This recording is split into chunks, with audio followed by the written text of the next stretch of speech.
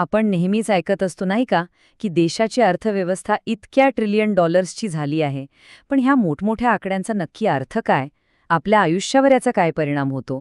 आणि देशाची ही आर्थिक ताकद मोजली तरी कशी जाते? चला, आज या मोठ्या आकड्यांमागचं रहस्य सोप्या भाषेत समजून घेऊया. तर आज आपण काय काय पाहणार आहोत. सगळ्यात आधी अर्थव्यवस्था नक्की चालते कशी, त्यानंतर तिची वाढ मोजण्याचे वेगवेगळे मार्ग कोणते आहेत, खरी वाढ आणि महागाई यात नेमका फरक काय आहे, GDP आपल्याला काय सांगत नाही, आणि शेवटी ही अर्थव्यवस्था एका रोलर कोस्टरसारखी वरखाली का जात असते. ठीक आहे, तर सुरुवात करूया आपल्या पहिल्या मुद्द्यापासून. कोणतीही गोष्ट मोजण्याआधी ती काम कशी करते हे समजून घेणं महत्त्वाचं आहे, बरोबर? म्हणून देशाच्या आर्थिक प्रगतीचे आकडे पाहण्याआधी चला पाहूया की ही अर्थव्यवस्था मुळात चालते तरी कशी. जरा विचार करा, एका देशाची अर्थव्यवस्था म्हणजे करोडो लोक, लाखो कंपन्या, अब्जावधी व्यवहार, इतक्या मोठ्या आणि गुंतागुंतीच्या गोष्टीची आपण कल्पना तरी कशी करणार. याला समजून घ्यायची काही सोपी पद्धत आहे का? वेळ अर्थशास्त्रज्ञ याला एका सोप्या चक्राच्या रूपात बघतात. विचार करा, दोनच गोष्टी आहेत. एक म्हणजे आपली कुटुंब आणि दुसरं म्हणजे कंपन्या. आपण म्हणजे कुटुंब कंपन्यांमध्ये काम करतो किंवा आपलं भांडवल देतो, आणि बदल्यात कंपन्या आपल्याला पगार, वस्तू आणि सेवा देतात. म्हणजे पैसा आणि वस्तू एका वर्तुळात सतत फिरत राहतात. हा एक न थांबणारा प्रवाह आहे. ओके, तर हा पैसाचा आणि वस्तूंचा प्रवाह तर समजला, पण तो किती मोठा आहे, त्याचा आकार कसा मोजणार?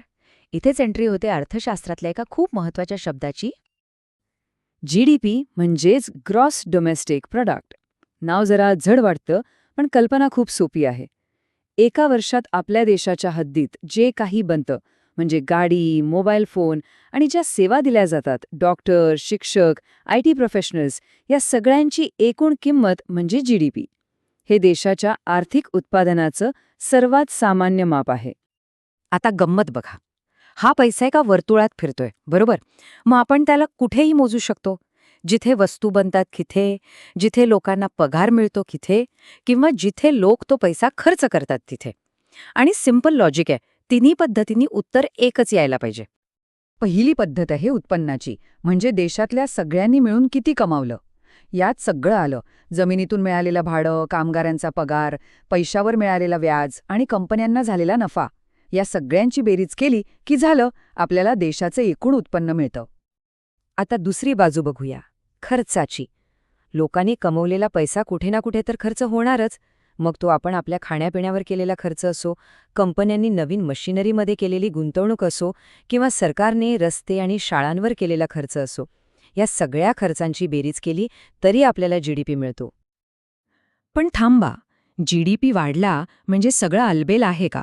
म्हणजे खरंच देशात जास्त उत्पादन झालंय, की फक्त वस्तूंच्या किमती वाढल्यामुळे तो आकडा मोठा दिसतोय? या दोन्हीमधला फरक समजून घेणं खूप खूप महत्त्वाचं आहे. हे अगदी असं आहे जसं आपलं वजन वाढलं. आता हे वजन खरंच मसल्स वाढल्यामुळे आहे की फक्त सूज आल्यामुळे? नाममात्र GDP म्हणजे फक्त वाढलेलं वजन दाखवणं, जे महागाईमुळे फुगलेलं असू शकतं.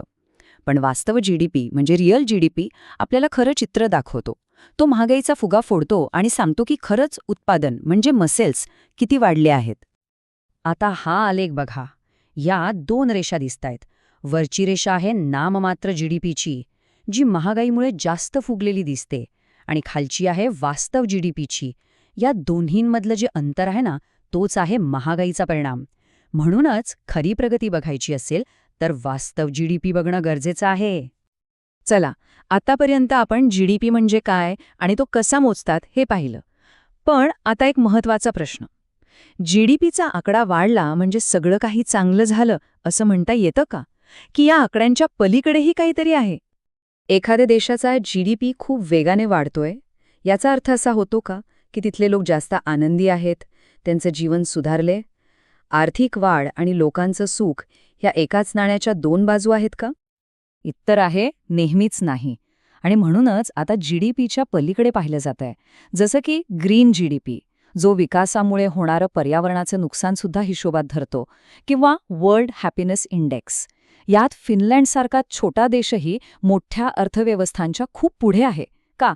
कारण तिथले लोक जास्त समाधानी आहेत. खरं तर GDP खूप महत्त्वाच्या गोष्टींकडे सरळ सरळ दुर्लक्ष करतो. घरात गृहिणी जे काम करतात, ज्याला पगार मिळत नाही, ते जीडीपी मोजत नाही. पर्यावरणाला होणारा तोटा तो मोजत नाही. देशातली श्रीमंत गरीब दरी तो दाखवत नाही.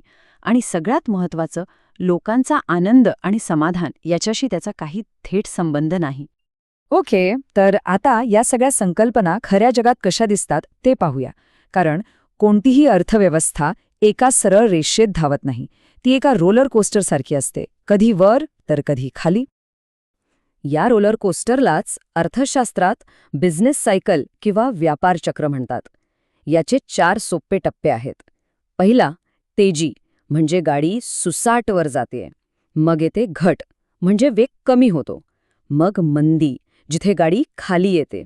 आणि मग पुन्हा पुनरुत्थान, जिथे ती परत वर जायला लागते. हा एक नैसर्गिक क्रम आहे. हे चक्र आपण अगदी अलीकडेच भारतात अनुभवलंय. आठवतंय 2020 मध्ये करोनामुळे काय झालं होतं?